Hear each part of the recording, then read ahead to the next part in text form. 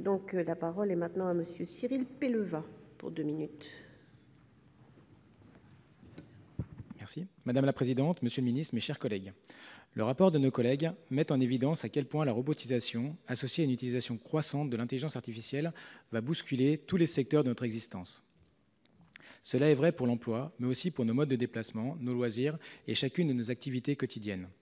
Or, dans ce domaine, la France et l'Europe se sont laissées distancer par les États-Unis, forts de la puissance de frappe de ces GAFA. Ces derniers disposent d'un véritable trésor de guerre, les données de leurs utilisateurs accumulées au fil des années, et la Chine, pour sa part, ambitionne de devenir le leader mondial de l'intelligence artificielle à l'horizon 2030.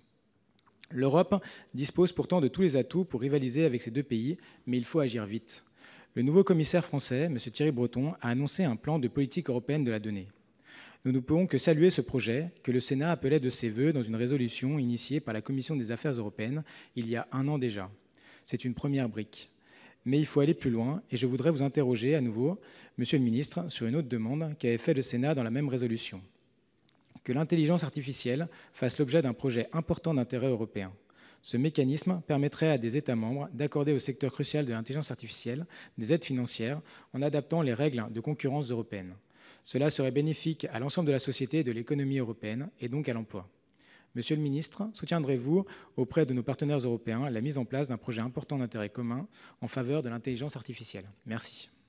Merci, Monsieur le ministre. Vous avez la parole.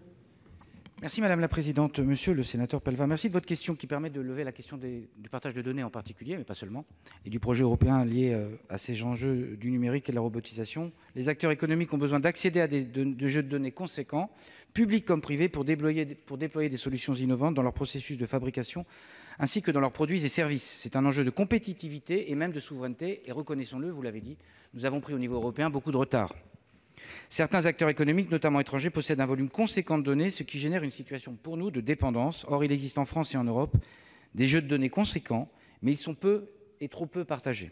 Il est donc indispensable de favoriser la mutualisation des données si on souhaite poursuivre le développement de solutions technologiques de pointe françaises et européennes autonomes. Au niveau européen, la Commission a par ailleurs formulé les lignes directrices, vous l'avez rappelé, visant à encourager l'ouverture des données privées à des fins d'intérêt public. Des plateformes comme Dawex constituent des exemples de réussite en la matière, démontrant largement la capacité des entreprises européennes à être compétitives sur ces secteurs.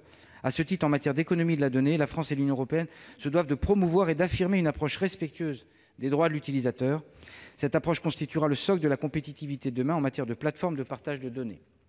Néanmoins, il convient de garder à l'esprit que la production, le stockage et le traitement de données impliquent des contraintes de sécurité particulières dont il est essentiel de faire cas pour faire émerger des plateformes de données européennes d'envergure mondiale.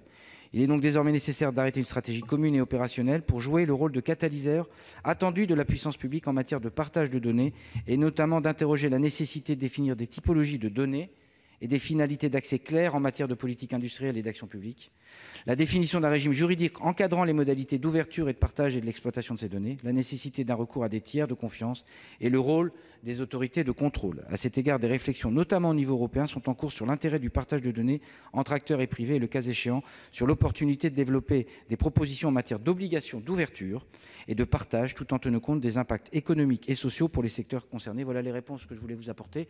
Les choses sont sur la table au niveau européen. Maintenant, il faut aller plus loin et c'est tout l'enjeu des mois et des semaines qui viennent.